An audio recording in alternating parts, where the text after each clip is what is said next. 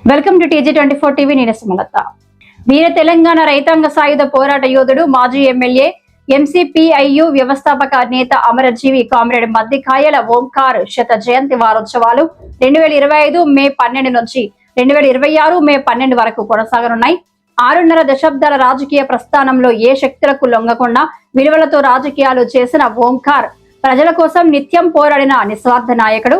చట్టసభలో ప్రజల స్వరం వినిపించిన అసెంబ్లీ టైగర్ గా గుర్తింపు పొందారు. చట్టసభలలో ఓంకార్ గారి పాత్ర అనే అంశంపై నిర్వహించిన సభకు గాదగోని రవి అధ్యక్షతన వహించారు.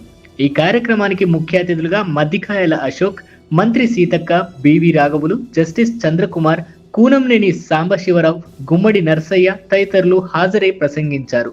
అలాగే MCPIU నాయకులు, కేంద్ర కమిటీ సభ్యులు మరియు ఓంకార్ గారి కుటుంబ సభ్యులు పాల్గొన్నారు.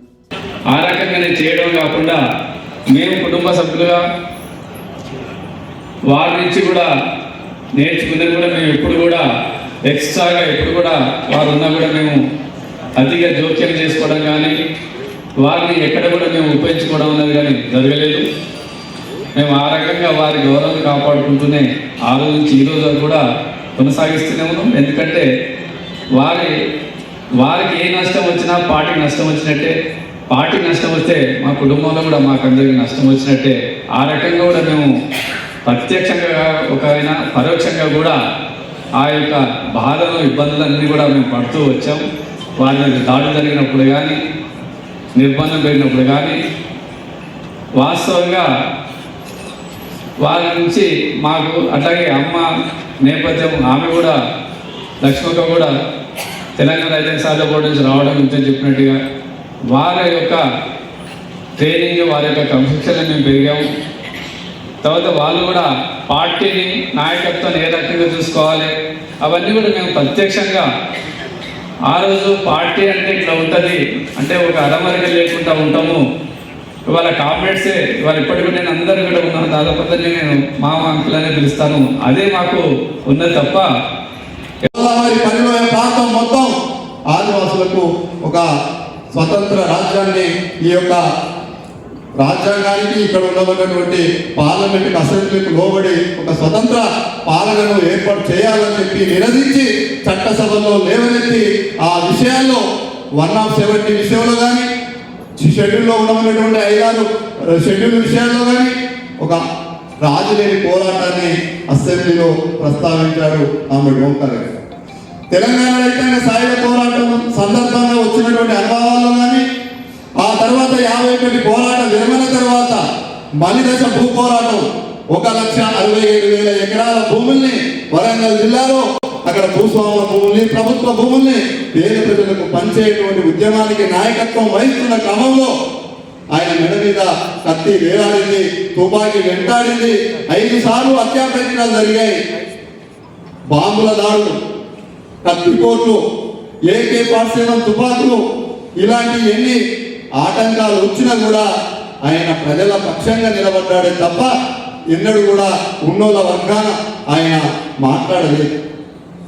ప్రజల్లో వెళ్ళి ప్రజల్లో నేర్చుకున్నటువంటి అంశాన్ని శాసనసభకు వచ్చి లేవనెత్తడంలో ఆయనే సాటి. నర్సంపేట నియోజకవర్గ ప్రజలు ఓటేసి గెలిపిస్తే కేవలం నర్సంపేట నియోజకవర్గ ప్రజల సమస్యలే కాకుండా ఆనాడు ఉమ్మడి ఆంధ్రప్రదేశ్ సమస్యలతో పాటు భారతదేశంలో ప్రజలకు ఏ మూలన ఏ అన్యాయం జరిగినా కూడా దాన్ని అసెంబ్లీలో లేవనెత్తి చర్చనీయాంశం చేసి పోరాడినటువంటి నాయకుడు.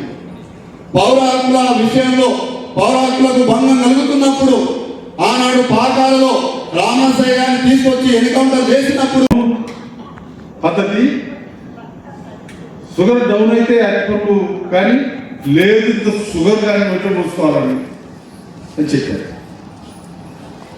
అట్లా ఆయన నుండి ఐక్యానికి సంబంధించినటువంటి విషయాలు చూస్తే ఒకనాడు మా పాలకుడు కృష్ణని కొత్తగూడలో చంపితే ఓంకారే చంపించిండు, ఓంకార్ పార్టీ వాళ్ళే చంపారు అని మొదలైంది. అట్లా ఉన్నటువంటి మేము ఈ టైంలో తన దగ్గరికి వెళ్ళినప్పుడు ఈ ఐక్య పోరాటాలు వీటికి సంబంధించినటువంటి అంశానికి వస్తే ఇప్పుడు ఆయన అవసరం కానీ లేడు. మనం ఆయన స్ఫూర్తితోటి ముందుకు సాగాల్సినటువంటి అవసరం అయితే ఉంది. ప్రపంచంలో యుద్ధం జరుగుతుంది. ప్రాసెస్ ఈరోజు కమ్యూనిస్ట్ నిజాయితీగా ఎలక్షన్లో గెలుస్తారంటే కష్టం. ఒకవేళ గెలిచిన శాసనసభలో పనిచేయడం కూడా కష్టం. అసలు శాసనసభపై పనిచేయకపోతే నువ్వు పోయి పనిచేసేది. ఒకవేళ నువ్వు ఎవరన్నా ఏదైనా మంచి మాట మాట్లాడాలంటే మాటలే లేకుండా తిట్టు పురాణాలతో సరిపోయాయి. అందుకని ఈరోజు ఆలోచించాల్సింది ఈ పార్లమెంటరీ వ్యవస్థ ఈ రకంగా నాశనం అవుతుంటే దాన్ని బాగు చేసుకోవడమా, బాగు కాకపోయినా బాగు చేసుకోవడానికి పోరాటం కూడా మన ప్రజాస్వామ్య పోరాటంలో ఒక ముఖ్యమైన పోరాటం అని చెప్పేస్తున్నాం. స్మృతి వనం గురించి కానీ, విగ్రహావిష్కరణ గురించి, ఇక్కడ హైదరాబాద్ విగ్రహం ఏర్పాటు గురించి కానీ, అదే కాకుండా బిఎన్ రెడ్డి గారు వాస్తవానికి మీరు ముందు చెప్పుకుంటే తప్పకుండా పెట్టేవాడని నాకు అనిపిస్తుంది. ఎందుకంటే చాలా ఇట్లా పోరాట యోధుల పేర్లు చాలా చోట్ల సీఎం రేవంత్ రెడ్డి గారు మరి మన వాళ్ళు చెప్పగానే వాళ్ళు ఇచ్చినటువంటి విజ్ఞప్తుల మేరకు ఆయనకు ఉండేటువంటి అవగాహన మేరకు పెట్టుకుంటూ రావడం జరిగింది. కాబట్టి అది బిఎన్ రెడ్డి గారికి కూడా ఖచ్చితంగా గుర్తు చేస్తాం. మేము ఒకసారి టైం తీసుకొని వస్తే ఇవన్నీ, ఎందుకంటే చరిత్రలో నిలబడాల్సినటువంటి చరిత్రకారులు ఓంకార్ లాంటి వాళ్ళ పెద్దలు. కాబట్టి అలాంటి వారి చరిత్ర, అలాంటి వాళ్ళ మహనీయుల జీవితాలు భవిష్యత్ తరాలకు ఆదర్శవంతం. 10 మంది కోసం జీవిస్తే 10 మంది నేను గుర్తు చేసుకుంటారు, నీ స్ఫూర్తిని తీసుకుంటారు, నేను ఆదర్శంగా తీసుకుంటారు, నీ దారిలో నీ సిద్ధాంతంలో కొంత నడుస్తారు. తద్వారా క్రమశిక్షణ, దోపిడీ లేని వ్యవస్థను ఇవన్నీ మనం సృష్టించుకోగలుగుతామన్న కమ్యూనిస్టుల ఐక్యత కావాలని కోరుకునేవారు. ఆ విధమైనటువంటి కమ్యూనిస్టుల ఐక్యతలో భాగంగా మన మావోయిస్టు సోదరులు కూడా కలిసి వస్తే ఏనాటికైనా ఒక మంచి రోజు వస్తుందని ఆశిద్దాం. ఏనాటికైనా అందరం కలిసే రోజు వస్తుందని ఆశిద్దాం. అది దురాశ కాదు, మితిమీరిన ఆశ కాదని నేను భావిస్తున్నాను. ఎప్పుడు ఏమొస్తుందని తెలవదు. నేపాల్ లాంటి చోట, అలాగే శ్రీలంక లాంటి చోట, ఇంకా అనేక చోట్ల ప్రజలే జనాన్ని నడిపిస్తున్నారు, ప్రజలే ఉద్యమాన్ని నడుపుతున్నారు, ప్రజలే కమ్యూనిస్టుల్ని ఒక చోటకి తీసుకొస్తున్నారు. ప్రజలే 3% ఉన్న ఓట్లు ఉన్నటువంటి శ్రీలంక అధ్యక్షుడు